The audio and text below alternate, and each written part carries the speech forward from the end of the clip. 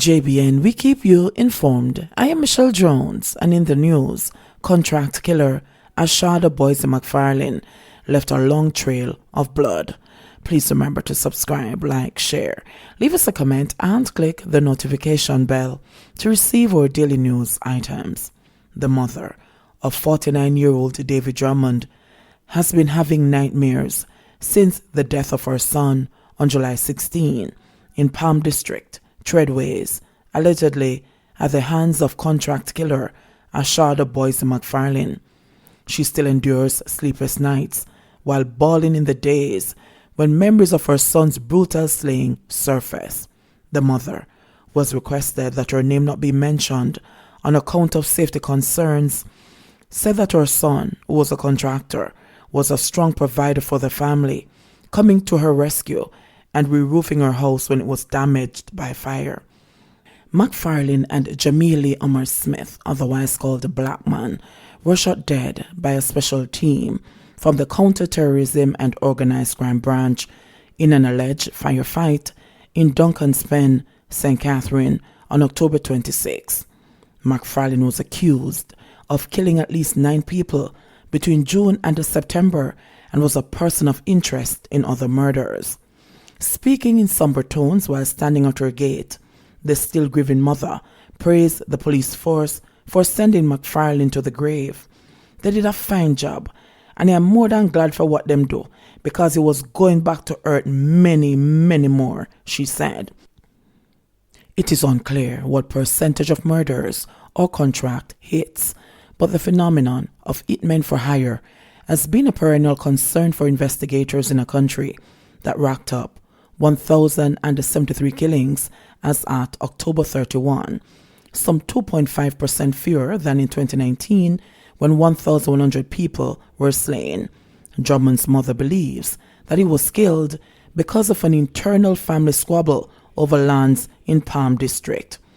My family has been targeted and challenged with the lands around here. Them going around and I keep up the foolishness, carrying out the revenge on it, she said. A source in the community reported having seen McFarlane visit the St. Catherine district to collect money on at least 2 occasions before returning to execute Drummond. Somebody knows someone that they met in jail and could do the job, which is to kill him.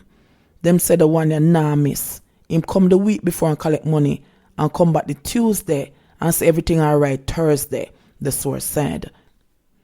Thursday turned out to be the day Drummond was killed, and his sister, who was in proximity to him, also shot in the incident. Drummond's mother recalled her son's final moments and her daughter's desperate dash to save her own life. She ran off and him run her down and come back and empty out the gun pan David and finish him and jump in at the waiting car. 3 of my kids were attacked this year, the mother said. The third shooting victim, Drummond's brother, was targeted in the area in May.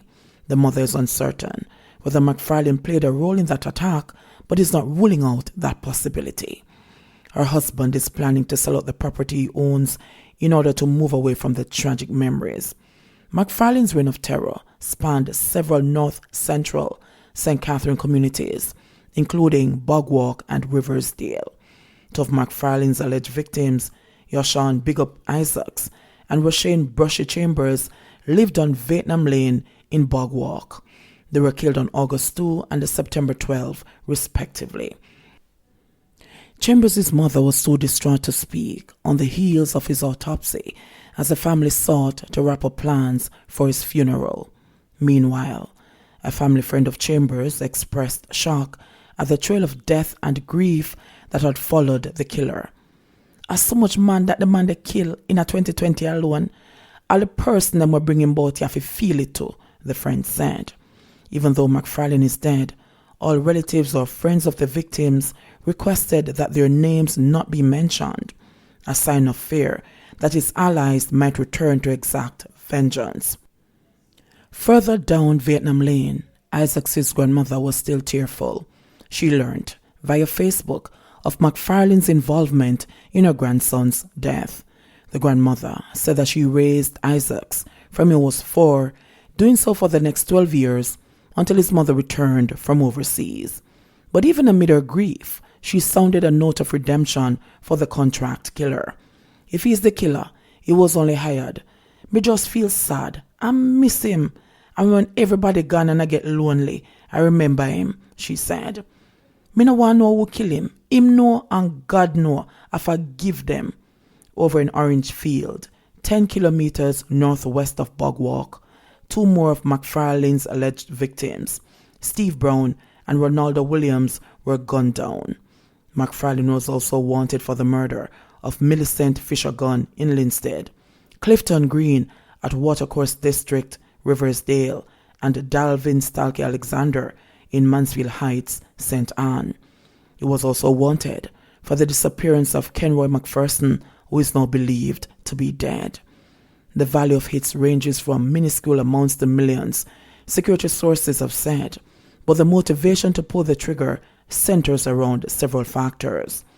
Security expert Robert Finsey-Smith said that high-value targets demand bigger paydays, depending on just how desperate the sponsor is to find them. There was an unfortunate comment once that said, if you find the right man, $1,000 will get you a dopey, which is unfortunate. I am also told it also depends on who wants somebody dead and why, Finsey-Smith said.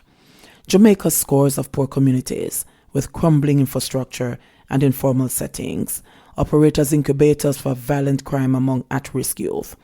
Many of those urban and suburban dens are dominated by the country's 250 gangs, although almost another 150 are in hibernation but not completely dead. Citing the years-long wave of kidnappings in Mexico, Finsey-Smith said that contract killing has emerged as a major concern for police sleuths. In Mexico City, people would kidnap people and charge ransom to get them back. Contract killings have become a cottage industry, so somebody is hurt and they don't have the wherewithal to do something to you physically or immediately, and they sit down on it until somebody says to somebody, I know somebody who can fix that for you, he said. JBN, we keep you informed.